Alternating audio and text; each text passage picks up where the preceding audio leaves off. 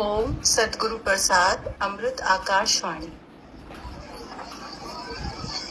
भगवान ने वाणी शुरू करते हुए बोला है, त्याग का भी त्याग, इसकी मीनिंग बताओ।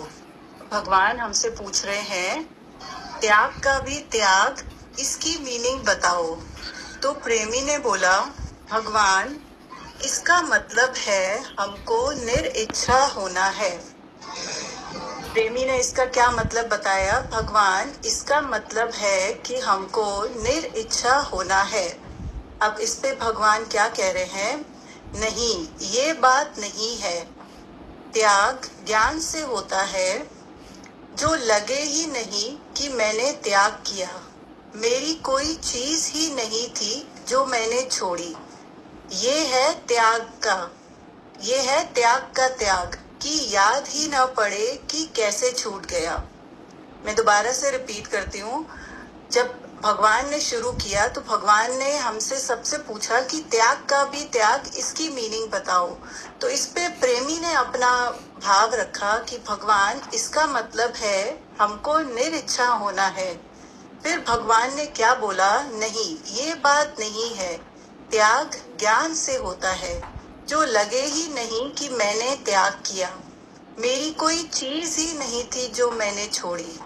ये है त्याग का त्याग, कि याद ही ना पड़े।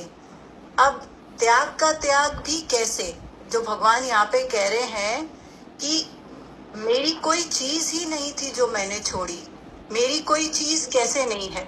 अब हम इतने टाइम से सत्संग सुन रहे हैं तो हम सबको इतना तो पता चल ही गया होगा कि आया अकेला जाएगा अकेला, तेरी कोई चीज ही नहीं है। पर फिर भी हम कोई भी चीज छोड़ते टाइम ये क्यों बोलते हैं, मैंने ये छोड़ा, मैंने ये छोड़ा, मैंने ये छोड़ा। तो इसका मतलब कहीं ना कहीं डीप डाउन अभी भी हम लोगों को यही लगता है कि ये मेरा, ये भी मेरा, ये भी मेरा, बच्चे मेरे हैं, ये सब मेरा ही है। तभी तो छोड़ते टाइम हमारे मुंह से ये भी निकलता है ना कि ये मैंने छोड़ दिया, ये मैंने छोड़ दिया। तो ये कितनी बड़ी बात है कि हम अपना डीप डाउन में एक बारी जाकर देखें कि हमें ऊपर से जो हम स्थूल साथे जो हम लोग को भूल गया है कि हाँ ठीक है कि ये मेरा नहीं है, लेकिन अंदर से जो कॉन्शियसली, जो भगवान कहते हैं सब कॉन्शियस में, वो तो अभी तक हमको पड़ा ही है ना कि ये भी मेरा है। मैं इस फैमिली में पैदा हुई तो इससे रिलेटेड सारे मेंबर्स भी मेरे हैं, तो पदार्थ भी मेरे हैं। तभी तो हम बोलते हैं ना कि ये भी मैंने छोड़ दिया, ये भी मैंने छोड़ दिया। नहीं तो ये वाली बात भी कैसे निकले हमारे मुंह से। तो मुझे इसमें एक ये भी चीज लगती है कि हमारा ये सारा प्रोसेस ही हम उल्टा चलते हैं। कैसे कि हम लोग को पहले ये वाली चीज पक्की होती है कि नहीं, मैंने इधर जन्म लिया तो सब मेरा। अब मतलब वो भी झूठ, जब शुरुआत ही झूठ से हुई है तो कहीं ना कहीं हम आगे भी झूठ में ही पड़ रहे हैं। जब हम पैदा होते हैं तो हमको कोई नहीं बताता कि जस्ट हम यहाँ पे अपनी एक जर्नी पर हैं। हमारा कोई किसी से कोई किसी से व्यवहार या कोई किसी से हमारा कोई ऐसा अधिकार वाली चीज नहीं है। जैसे कई बार हमने वाणी में भी सुना होगा कि भगवान ने हमें पैदा किया और ये धरती पे हम लोग को भेजा गया। क्यों भेजा गया कि आप आराम से एक जर्नी पे अपनी रहो, बट किसी भी चीज को अपना नहीं मानो। लेकिन उस प्रोसेस में हमने आधी चीज तो याद रखी, आधी चीज हम भूल गए। सब चीजों को मेरा मेरा। अभी हम बच्चे भी पैदा करते हैं तो कितना अपने ऊपर बर्डन लेके एक चलते हैं कि नहीं, इनको जरा सा कुछ नहीं होता तो उनके ऊपर गुस्सा करना, उनके ऊपर उनको मारना या उनको ये सब करना। तो कितना हम अपने आप को भी बर्डन लेके चलते हैं इस झूठ में कि नहीं, ये तो मेरे बच्चे हैं। हम जबकि सिर्फ यही बात सच्ची है कि अगर आपके पास बच्चे आए हैं तो आप सिर्फ एक सोर्स हैं उनको इस जगत में लाने का। इससे ज्यादा और कोई हमारा उसमें कोई रोल नहीं है। बट हाँ, ऑब्वियसली वो आपके घर में पैदा हुए हैं, आपसे पैदा हुए हैं, तो आपकी इतनी रिस्पॉन्सिबिलिटी जरूर बनती है कि आप उसको अच्छे से, अपना पेरेंट्स का अगर आपको रोल मिला है तो आप वो अपना रोल जरूर अच्छे से प्ले करना है।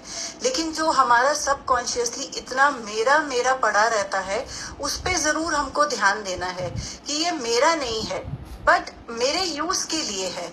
अगर हम इतना मतलब इस चीज को इतना पक्का करेंगे तो मुझे लगता है कि फिर हमारे एक्शन में भी वो चीज निकलेगी। जो हमारे बच्चों के लिए बेस्ट होगा हम वो करेंगे। आगे फिर उनकी जर्नी है कि वो उस चीज को कैसे अडाप्ट करते हैं। आई मीन ये मेरा एक एग्जाम्पल था इस चीज को अंडरस्टैंड करने के लिए। तो भगवान यहाँ पे ये कह रहे हैं कि मेरी कोई चीज ही नहीं थी जो मैंने छोड़ी, सब कुछ हमको यहीं से ही मिला। हम आए, हमारी फैमिली पहले से ही बनी हुई थी, है ना। हमारे पेरेंट्स पहले से ही थे, हमारे ग्रैंड पेरेंट्स पहले से ही थे, हमारे सिबलिंग्स भी थे, सब कुछ पहले से ही था। तो फिर हम कैसे ये बोल सकते हैं कि ये मेरा, और ये मेरा नहीं तो मैंने कुछ छोड़ा भी नहीं।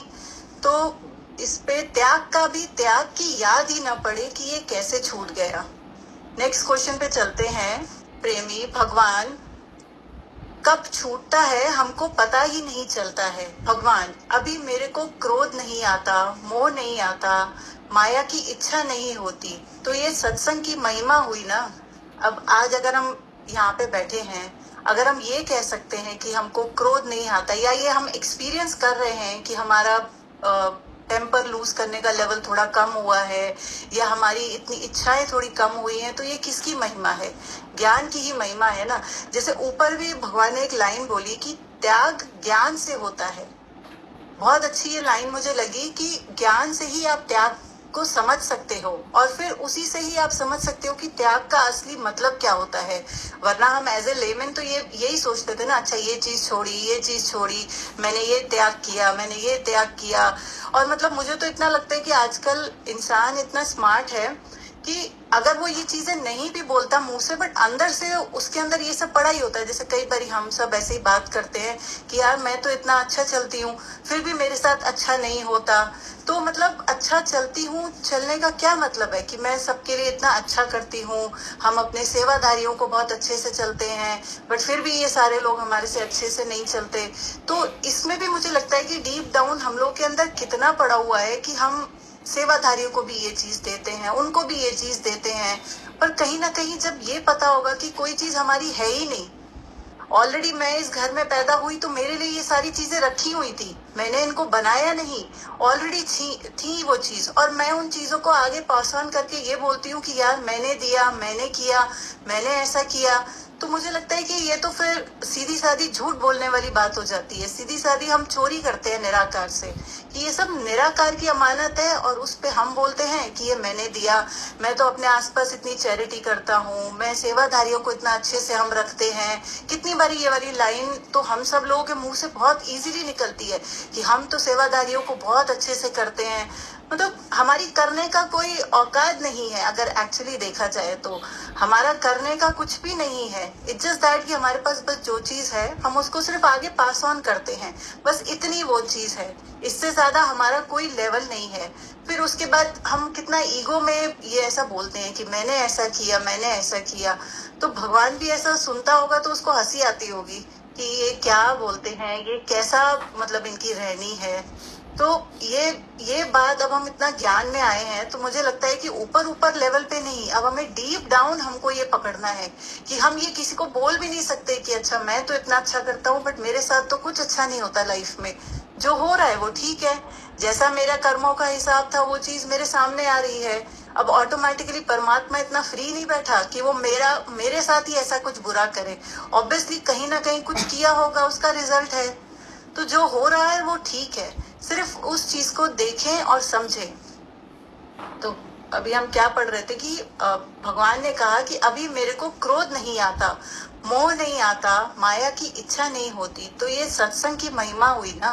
तो ये सत्संग का ही मुझे लगता है, ये सत्संग की वो है, कृपा है कि हम जो इतना समझ पा रहे हैं और उसके बाद जाके हम लोगों को रियलिटी पता चल पा रही है कि ये मेरा कुछ है ही नहीं। तो मेरा ये कोई चीज बोलने का मतलब ही नहीं बनता कि मैंने ये छोड़ा, ये नहीं छोड़ा। तो बेसिकली सत्संग हमको झूठ से सच में लेके आ रहा है कि भैया तुम्हारा कुछ भी नहीं है, तुम्हारा कुछ छोड़ने का कोई सेंस ही नहीं बन रहा, ये वाली बात का कोई सेंस ही नहीं बन रहा कि ये चीज मैंने छोड़ी या मैंने त्याग करी। नेक्स्ट क्वेश्चन पे चलते हैं। प्रेमी, भगवान बोलते हैं शॉर्टकट रास्ता नहीं लेना चाहिए। भगवान, शॉर्टकट ऑलवेज लॉन्गर। शॉर्टकट माना कोई त्याग ही न कर, इच्छा भी न छोड़, और अपने को ज्ञानी समझे। अभी मैं अपने को ज्ञानी समझूं और मैंने कुछ त्याग ही नहीं किया, कुछ इच्छा भी नहीं छोड़ी, सब विकार पड़ा है और सबको लेक्चर करता है कि मैं ज्ञानी हूँ। प्रेमी का क्या क्वेश्चन था? भगवान बोलते हैं शॉर्टकट रास्ता नहीं लेना चाहिए। अभी हम सब, जैसे मैंने कहा ना, हम सब बड़े स्मार्ट हो गए हैं। हम ऊपर से तो सब छोड़ के दिखा देते हैं कि अच्छा मैंने ये छोड़ दिया, मैंने ये छोड़ दिया। फटाफट से किसी को ज्ञान सुनाने की बारी हो तो बहुत अच्छे से ज्ञान भी सुना देते हैं। कोई हमारे पास अपनी प्रॉब्लम लेकर आएगा तो बड़ा अच्छे से उसको सोल्यूशन भी निकाल के दे देते हैं, ज्ञान भी सुना देते हैं। लेकिन हम अपनी चेकिंग करते हैं कि सब हमारे अंदर पड़ा हुआ है, एक एक चीज, इच्छा भी पड़ी हुई है, वासना भी पड़ी हुई है। लेकिन जब लेक्चर करने की बारी आती है तो बड़ा अच्छे से कर देते हैं। तो इससे किसी का कोई फायदा नहीं होगा।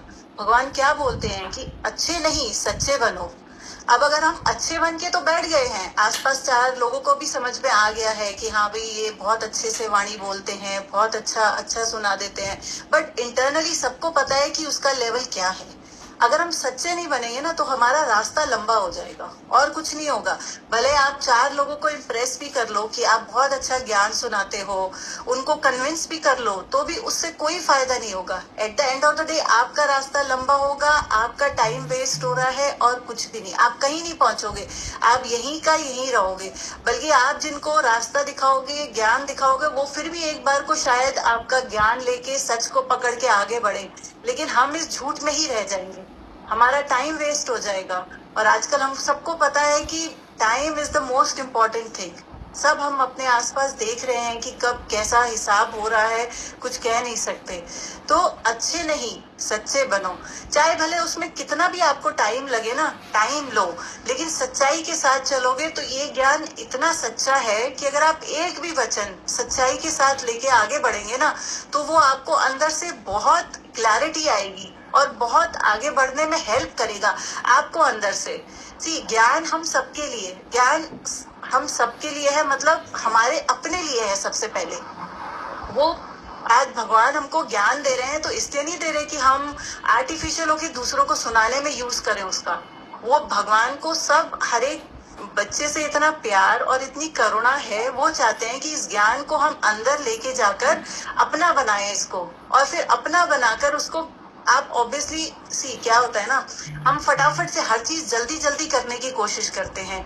अभी ज्ञान थोड़ा सा सुना तो ऐसे लगता है कि अच्छा मुंह से फटाफट किसी को सुनाएं, बट नहीं, आप जब ज्ञान लेकर उसको अंदर घोटेंगे ना तो ऑब्वियसली वो इतना ताकतवर है ज्ञान कि वो ऑटोमेटिकली प्रकट होएगा। ज्ञान इतना सच्चा है कि आपको उसको प्रकट करने की, बोलने की जरूरत नहीं पड़ेगी। जैसे लाइट है, अब उसकी रोशनी फैलती है तो फैलेगी ही, उसका वो है ही नहीं कि हम उसको बंद कर सके। मतलब प्रकाश में इतनी ताकत है कि वो लाइट स्प्रेड होएगी होएगी।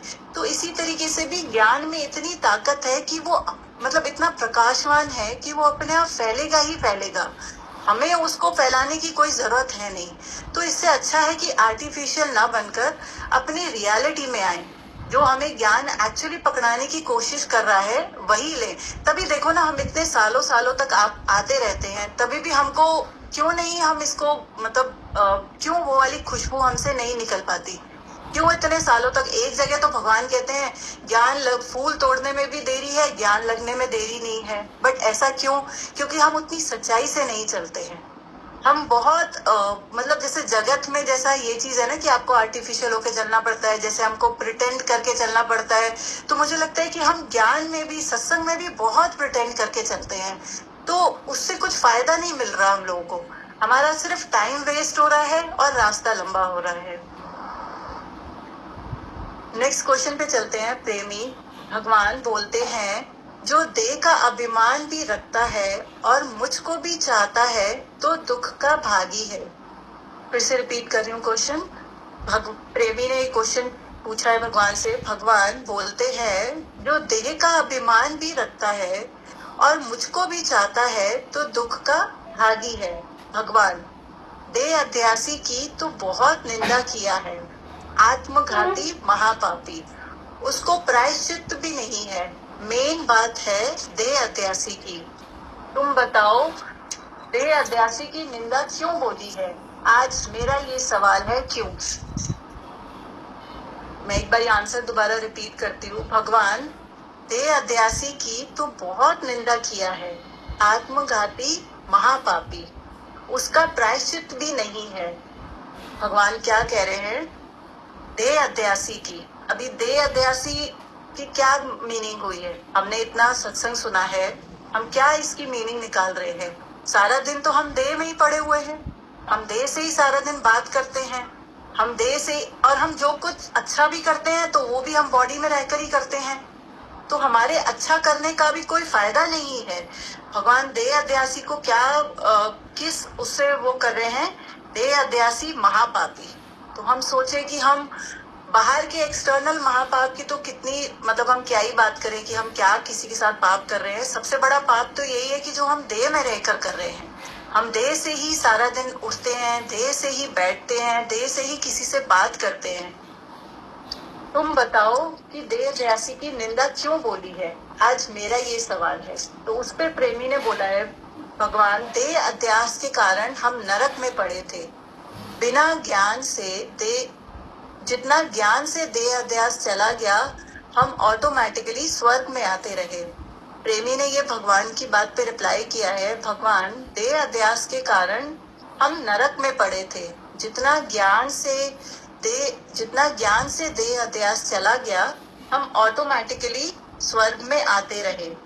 फिर भगवान ने इससे बोला कि ये राइट बोलती है, ये देह हमको नहीं लाया है जन्म मरण में, हम खुद अहंकार से आए हैं। वही बात आ गई ना कि हम बेसिकली हमारा जो अज्ञान का कारण है वो जन्म मरण नहीं है। हमारा जो अज्ञान का कारण, जो जन्म मरण का कारण, वो अहंकार है। जो हम इस बॉडी को पकड़ के बैठे हैं, मैं और मैं है तो फिर साथ में मेरा भी है। मेरा शरीर, मेरी बॉडी, मेरे रिश्ते, मेरा घर, मेरे बच्चे, मेरा परिवार, मेरी पोजीशन, मेरे असेट्स, मेरा बैंक बैलेंस। तो ये सब कहाँ से शुरू हुआ? इस देह अध्यास से ही शुरू हुआ। तो इस पे भगवान क्या कह रहे हैं? ये देह हमको नहीं लाया है जन्म मरण में, हम खुद अहंकार से आए हैं। पर अभी हमको संभाल करनी है कि अब ये जन्म तुम्हारे लेखे, अब ये जन्म भगवान के लेखे में कर दिया तो ये उसने धारण कर लिया है, मेरा कोई हक नहीं है। अभी अगर हम ये सोचते हैं ना ज्ञान से कि ये जन्म भगवान के लेखे, कि ये शरीर उस परमात्मा ने ही धारण किया है। एक्चुअली में देखा जाए तो यही है ना, जो राइट समझ है, जो राइट चीज है, वो यही है कि ये शरीर किसने धारण किया है। अब हम सब इतने टाइम से कितनी बारी कई सारे एग्जाम्पल भी आते हैं कि जैसे एक बारी मुझे याद है, ये मिट्टी का भी एग्जाम्पल आया था कि मिट्टी के अलग अलग शेप्स हैं, बट अंदर क्या है उसके? वो शेप परमात्मा नहीं है, लेकिन जो बीज है, लेकिन जो मिट्टी है, उससे परमात्मा का कंपैरिजन किया गया है। इस मिट्टी के कई तरीके के बर्तन भी बनते हैं, तो ये वो बर्तन परमात्मा नहीं है, लेकिन जो मिट्टी है, जो असल है, वो परमात्मा है। तो अब अगर हमारे को ये होना चाहिए कि ये जन्म अब किसके लेखे? ये जन्म अब परमात्मा के लेखे। इतना टाइम तो हमने ऑलरेडी वेस्ट कर ही दिया है, तो अब ये वाली लाइफ हमको उसके सुपुर्द ही करनी है कि हमें क्या सोच के चलना है कि ये भगवान के लेखे में कर दिया तो ये उसने धारण किया है, मेरा कोई हक नहीं है। अभी ये सब अपने शरीर पर हक लेके बैठे हैं, मेरे को ही बोलते हैं कि भगवान मैं ये करूं या ये करूं, मैं यहाँ जाऊं कि मैं यहाँ जाऊं, मैं ये खाऊं कि मैं ये छोड़ूं। तो अहंकार करते हैं ना, मेरे को पसंद आएगा कि ये मैं करता है।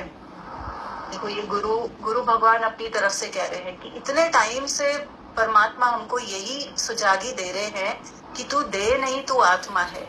लेकिन आज भी हम देखें तो हमने बेसिक चीजों को भी नहीं पकड़ा है। तभी तो बार बार यही हमको ख्याल आता है ना कि मैं ये करूं कि मैं ये नहीं करूं, कि मैं यहाँ जाऊं कि मैं यहाँ नहीं जाऊं, क्योंकि अभी तक हमने सच को पकड़ा ही नहीं है। अभी तक सिर्फ हम झूठ में ही बैठे हुए हैं। तभी बार ये वाले क्वेश्चंस हमको आते हैं। तभी तो इतना मन हमको बार दुविधा में लेकर आता है कि बार हमको गुरु से पूछने की जरूरत पड़ती है। चाहे एक छोटा एग्जाम्पल, कभी कभी हम लोग को ये भी होता है कि मैं जैसे भजन बोलूं, कई योगियों को मैंने देखा है कि भगवान मैं ये वाला भजन सुनाऊं, मैं ये वाला भजन सुनाऊं, तो इस पे भी भगवान ने एक बारी बोला था कि तुमको क्यों इतना सुनाने का भी पड़ा हुआ है, जे तुम्हारे को इतना भाव अंदर में तुम रख के बैठो, तो परमात्मा इतना विशाल है कि वो चीज अपने आप ही आपके पास आएगी और आपके पास ये खुद चल के चीज आएगी कि आप भजन सुनाओ। लेकिन हम इतना मैं पड़े रहते हैं कि जरा सा ज्ञान सुनते नहीं है और हमको ये लगता है कि बस हमने पकड़ लिया है परमात्मा को, बट एक्चुअली ऐसा होता नहीं है। अंदर से हम देखें तो हम उसी बॉडी में ही बैठे हैं, बॉडी कॉन्शियस में ही बैठे हैं। अभी ये सब अपने शरीर पर हक लेके बैठे हैं। अभी मुझे ये लगता है कि हम सब अपनी लाइफ में देखते हैं कि प्रैक्टिकली जब भी कोई बात आती है तो हम क्यों फेल हो जाते हैं, क्यों फेल हो जाते हैं? इसीलिए होते हैं ना क्योंकि हमने अभी तक सच को उस तरीके से पकड़ा नहीं है कि जैसे सच हमको भगवान की वाणियों में मिलता है। हमने अपने हिसाब से ना थोड़ा थोड़ा पॉइंट ले लेकर चल रहे हैं, तो उस वजह से हमारी उन्नति भी, बस हमारी ग्रोथ भी उतनी हो रही है कि थोड़ी थोड़ी सी सच में भी चलते हैं, झूठ में भी चलते हैं, मिक्स करके चल रहे हैं, ज्ञान को भी अज्ञान को भी पूरा। जैसे भगवान कहते हैं ना, जब हमने ज्ञान सुना तो हमने झूठ को एकदम छोड़ दिया, लेकिन हम झूठ को इतना जल्दी छोड़ नहीं पा रहे हैं बिकॉज हमको झूठ भी अच्छा लग रहा है, अच्छा ही लग रहा है ना हम लोगों को, इसी वजह से शायद नहीं छोड़ पा रहे होंगे। फैमिली भी अच्छी लगती है, घूमना भी अच्छा लगता है, सब कुछ एक मेरा होने का एक पोजीशन भी अच्छा है, मतलब मेरी ये चीज है, ये वाली चीज मेरी है, ऐसे नहीं है। तो मुझे लगता है कि कहीं ना कहीं दोनों चीजों को हम इतना मिक्स करके चल रहे हैं, इसीलिए हम ज्ञान में भी पूरा नहीं पहुंच पा रहे हैं, और अज्ञान में तो हम कितना भी कर लें पहुंच ही नहीं पाएंगे। अज्ञान तो इस लाइक कि आप रेत को अपनी मुट्ठी में पकड़ने की कोशिश कर रहे हो, जो कि हम इतने सालों से कर रहे हैं। चलो पिछले जन्म का नहीं पता कि क्या किया क्या नहीं किया, बट इतने सालों से तो हम अपना देख ही रहे हैं ना कि कितना कुछ आप पकड़ने की कोशिश करो, कितना भी पकड़ने की आज तक हमने कोशिश करी है, चाहे अपने शरीर को, चाहे अपनी वेल्थ को, चाहे किसी भी चीज को, अपनी फैमिली को, किसी भी चीज को हम जितना पकड़ने की कोशिश कर रहे हैं आ गई हमारे पकड़ में। आज एक हस्बैंड भी अपने पकड़ में 100% मैं ये नहीं कह सकती कि वो मेरा बना, इतना सब कुछ करने के बाद भी, मतलब ये एक एग्जाम्पल है कि हम फीमेल्स कितना कुछ करती हैं अपनी फैमिली में, बट फिर भी क्यों at the end of the day, मतलब हर एक से आप जाके पूछो तो हर एक इंसान ऐसे टूटा हुआ सा और खाली है। क्यों है ऐसा? क्योंकि हम उसमें देखने की कोशिश नहीं करते कि हम गलत फोकस, मतलब हम लोग गलत चीजों पे फोकस करके बैठे हुए हैं। हम अज्ञान को पकड़ने की कोशिश करते हैं, अज्ञान तो पकड़ में आएगा नहीं कभी भी, और वो चीज मेरी है भी नहीं जो वो मेरी पकड़ में आ जाए कि ये चीज सब मेरे हिसाब से चले, बच्चे मेरे हिसाब से चले, मेरे हस्बैंड मेरे हिसाब से चले, या हस्बैंड सोचते हैं मेरी वाइफ मेरे हिसाब से चले, तो वो तो पॉसिबल होएगा ही नहीं। तो जब भगवान कह ही रहे हैं कि तुम्हारा किसी चीज पे कोई राइट है ही नहीं, तो मुझे लगता है कि जब राइट नहीं है तो फिर आप छोड़ के बैठ जाओ, इजी होके बैठ जाओ। एक बारी मुझे लगता है कि ऐसे भी ट्राई करके देखना चाहिए हम लोगों को कि जब हम इजी होके बैठते हैं तो क्या रिजल्ट निकलता है, और जब हम ऐसे टाइटली पकड़ के बैठते हैं तो क्या रिजल्ट निकलता है। तो मुझे लगता है कि अगर हम ज्ञान को एग्जाम्पल्स के साथ लेके चलेंगे ना, तो हम लोगों को बहुत अच्छे से समझ में आएगा कि हाँ ये चीज ऐसे तो नहीं हो रही है, तो क्यों ना लाइट होके बैठे, मजे से लेके चलें इस लाइफ को। इतना सब कुछ पकड़ पकड़ के यहीं पे ही इतना हैवी हम करके बैठते हैं। कोई चीज, आज जॉब है, जॉब आप अपने हिसाब से नहीं कर सकते, आप अपने सेवाधारी को, जिसको आप सो कॉल्ड अपने घर में लेकर आते हो, रखते हो, वो भी आपकी मर्जी से 100% नहीं चलता। उसको जब छुट्टी लेनी होती है उसने लेनी है, चाहे आपको उस दिन में कोई काम है, चाहे कितनी भी इम्पोर्टेंट चीज है, उसने जब छुट्टी लेनी है तो लेनी है। तो एक आप इतनी छोटी सी चीज को भी अपने अंडर नहीं लेके चल सकते, तो फिर बाकी हम किस चीज पे इतना ज्यादा वो लेके अथॉरिटी लेके बैठते हैं कि नहीं ये मेरा, ये भी मेरा, ये मेरे हिसाब से हो जाए। तो क्यों होगा हमारे हिसाब से, और क्यों होना चाहिए हमारे हिसाब से? ऐसा हमने क्या किया हुआ है जिंदगी में कि हमारे हिसाब से कोई भी चीज चले? तो अच्छा है ना, जो हायर पावर है, जो परमात्मा है, जो सुप्रीम है, ऑलरेडी उसको सरेंडर कर दें। और सरेंडर भी क्या चीज करनी है, जब कोई चीज हमारी है ही नहीं तो सरेंडर भी क्या। बट सरेंडर ये है कि जो चीज बस हमने अपना मान लिया है, उस बस एक थॉट को चेंज कर देना है, तो वो ऑटोमेटिकली आपका सरेंडर हो ही जाएगा। सी, हम अगर नदी में, समुद्र के बहाव से चलेंगे ना तो शायद हम कहीं पहुंच भी जाएं, लेकिन अगर हम अपनी उल्टा ऑपोजिट चलेंगे ना तो हम कहीं नहीं पहुंच पाएंगे। तो यहाँ पे समुद्र का मीनिंग क्या है? जो सुप्रीम पावर है। अगर हम उसके बहाव के इशारे से, उसके बहाव से चलेंगे ना तो शायद हम कहीं पे पहुंचने से मतलब शायद हम उस सच को पकड़ पाए। लेकिन अगर हम अपनी छोटी आई में ही रहेंगे ना, और अगर हम अपनी ही चलाते रहेंगे तो हम कहीं नहीं पहुंचेंगे। तभी हम देखें ना कि इतने सालों हम सत्संग भी सुनते हैं, वाणी भी रोज सुनते हैं, रोज पढ़ते हैं, लेकिन स्टिल हमारे को क्यों नहीं कोई फर्क आ रहा? तो वो इसी वजह से नहीं आ रहा क्योंकि अभी तक हमारी मैं जुड़ी पड़ी है हमसे। जब तक हम इस छोटी आई को उस कैपिटल आई से जाके नहीं जोड़ेंगे ना, तब तक बात नहीं बनेगी।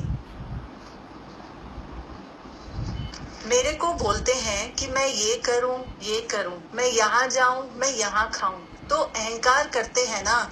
मेरे को पसंद आएगा कि ये मैं करते हैं। ये खाली बोलते हैं ना कि मैं भजन गाऊं तो भी अच्छा नहीं लगता। इतने लोग भजन बोलेंगे तो तुम सुनो ना। ये उनको वासना है कि मैंने भजन याद किया है तो मैं बोलूं। तो ऐसे अंदर में इच्छा उठती है कि मैं भजन बोलूं। हमको चिंतन ना होवे।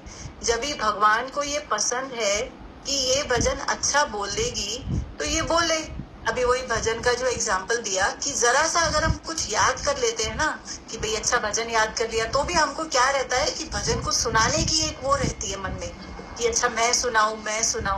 अरे जब सुनाने का टर्न आएगा, जब तुम्हारी इतनी मतलब निरिच्छा से अगर तुम आज भजन का मतलब क्या?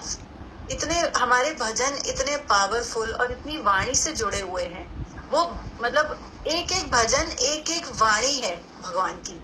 तो जब हमारी वाणी में ही ये आ जाता है कि भैया तू कुछ है ही नहीं।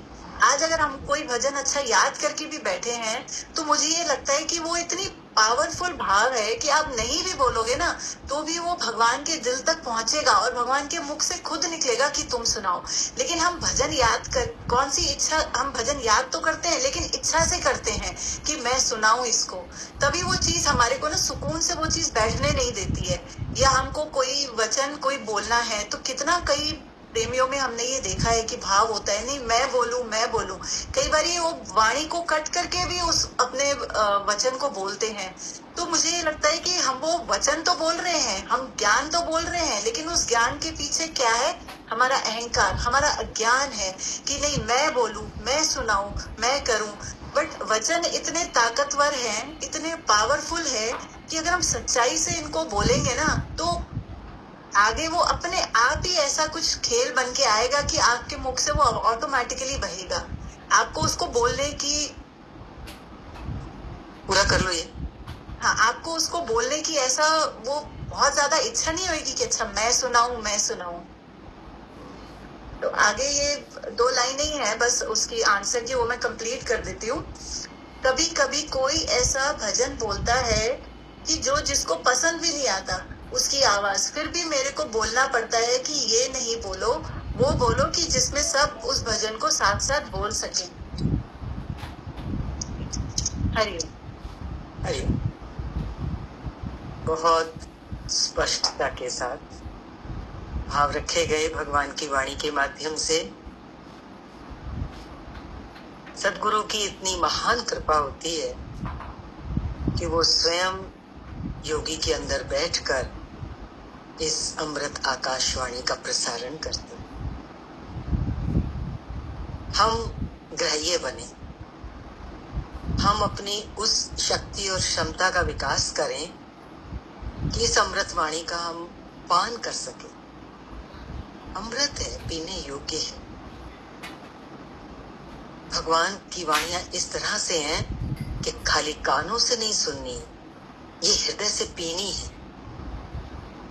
जैसा आज पूरा भाव था वाणी के माध्यम से कि इस ज्ञान को हमें अंदर लेना है। थोड़े से मुकाम पर पहुंचकर हम बेचैन ना हो जाएं, हलचल में ना आ जाएं। मैं ये करूं, मैं ये सुनाऊं, बहुत उठने वाली वाणी थी आज। योगी ने पूरे अपने अंतःकरण से महसूस करके, अनुभव से, अनुभव की वाणी थी, महसूस किया है और प्रकट किया उन भावों को जो बेस में भगवान के हैं, प्रसाद गुरु का है, मगर वो हमें एक यंत्र रूप में इस्तेमाल करते हैं ताकि वो सब तक प्रसाद पहुंच सके। योगी का बहुत बहुत धन्यवाद है जिन्होंने अपना कीमती समय निकाल कर हम सबको दिया। बहुत अच्छा लग रहा है, बहुत लाभ हुआ। आज इन कानों को भी बहुत रस मिल रहा था। सुनना भी एक अपने में बहुत, कहते ना भगवान सुनना सुनाना, तो सुनने में बहुत आज रस आ रहा था। ऐसे लग रहा था सुनते ही जाएं, पर एक समय की मर्यादा होती है, टाइम तो सीमित ही होता है। ताकि अभी थोड़ा समय रखा हमने, योगी को रोकना पड़ा, उसके लिए क्षमा तो क्या मांगू, मेरी बच्ची है। सब योगियों को अब हम निमंत्रित करते हैं कि वाणी अंदर गई। अब इस समय ये मत सोचना कि सुन लिया तो अब क्या सुनाना है, अभी तो बोलना है, ताकि वो हमारे मुख से निकले कोई वचन तो वो हमारा हो जाए और पक्का हो जाए। और दोबारा जब आप लोग सामने आके बोलते हैं तो बाकी सबको भी, एक बोलता है बाकी सबको दोबारा जब मिलता है तो वो और पक्का होता है। तो थोड़ा साहस करें और अपना कैमरा और माइक ऑन करके मनोबल को बढ़ाएं, अपने भी हमारे भी, कि भी क्या क्या ग्रहण किया।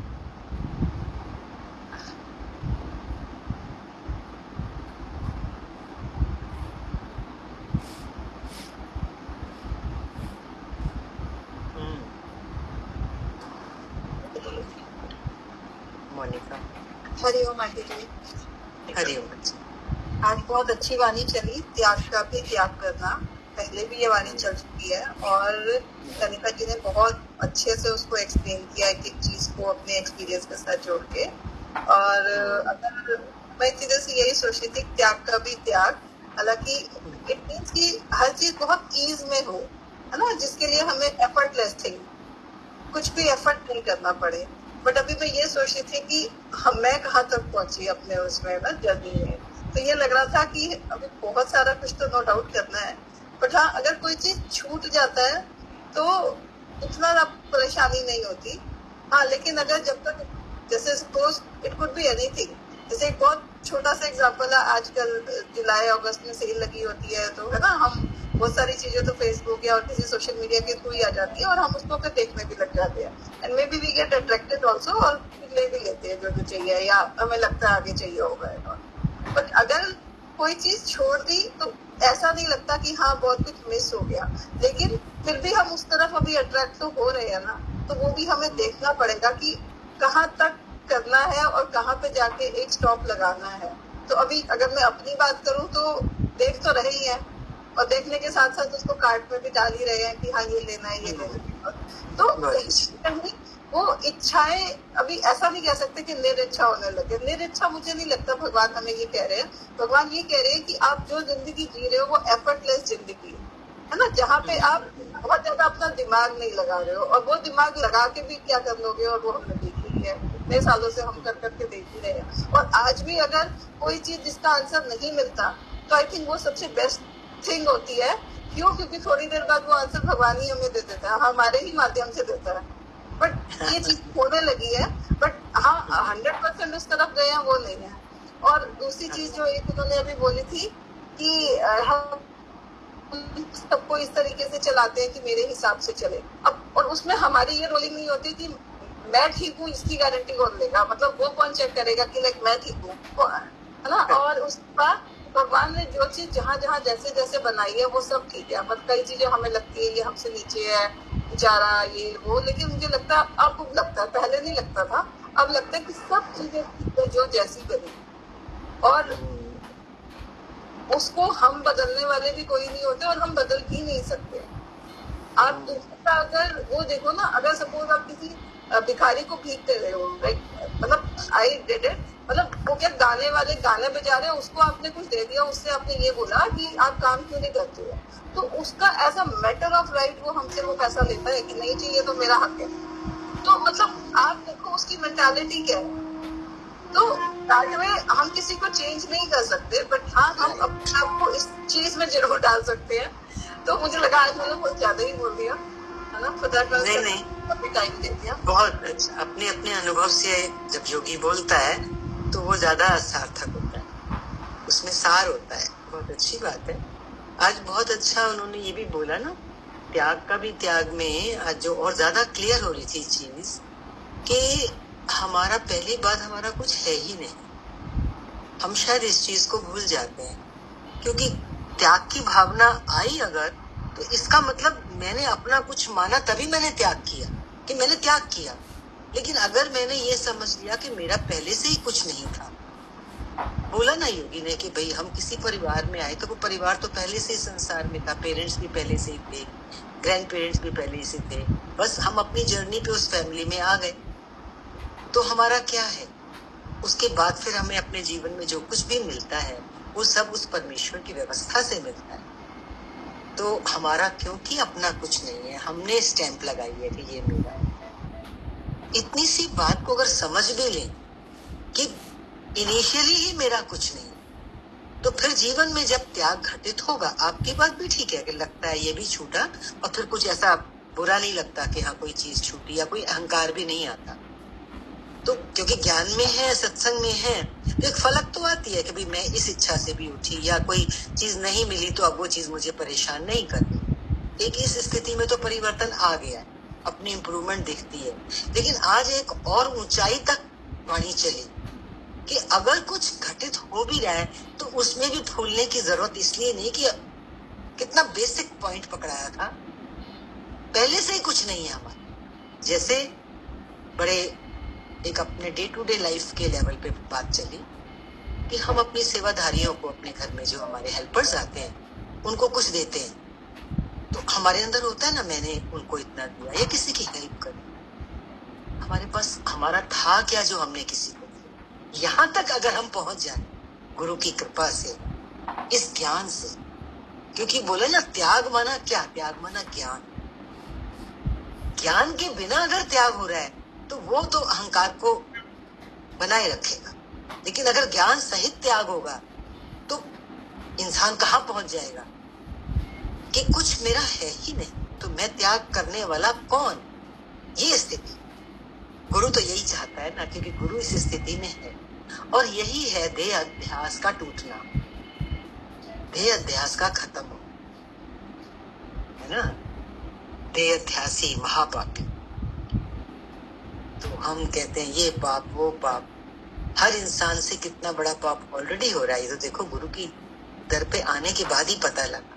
तो अगर हम बिल्कुल यहाँ से शुरू करें अपना ज्ञान का पाठ कहो या अपनी जर्नी कहो कि वाकई मेरा कुछ भी नहीं है, और सच्ची तो बात है, ये हमारा शरीर भी हमारा नहीं, ये कैसे बना, कैसे दुनिया में आया, ये कब चला जाता है दुनिया से, किस वक्त कोई इंसान उठ जाता है, हमें पता चलता है, एकदम फोन ही आता है कि वो इंसान नहीं रहा। बिल्कुल उम्मीद नहीं होती, वो बिल्कुल ठीक होता है 2 दिन पहले। अभी आज हमारा एक योगी नहीं जुड़ा है, तो कल यही फोन था कि भाई बिल्कुल ठीक थे, कल तक हल्की सी कोई तकलीफ हुई, पता लगा वो तो रही नहीं। तो ऐसे ही दूसरों का जब सुनने को मिलता है कि वो तो शरीर रहा नहीं, हम भी शरीर ही हैं, हमारा शरीर किस समय ना रहे, तो जब इस शरीर पे हमारा कोई हक नहीं है तो क्या त्याग, आज त्याग को समझना है। ये जब पहुंचे आपके पास रिकॉर्डिंग, तो मैं तो यही सबसे कहूंगी, निवेदन करूंगी कि इसको आप 10 बार सुनिए, क्योंकि ये एक बेसिक पॉइंट है त्याग का। भगवान के ज्ञान में कहो या वैसे भी किसी भी ज्ञान में जाओ, जीवन में आगे बढ़ने के लिए, आत्मा की यात्रा के, क्योंकि हम आए इसलिए कि हम देह से आत्मा की यात्रा उसमें प्रवेश कर सकें। तो ये मूल बात है कि हम त्याग को समझ सकें। हाँ, हरिओम।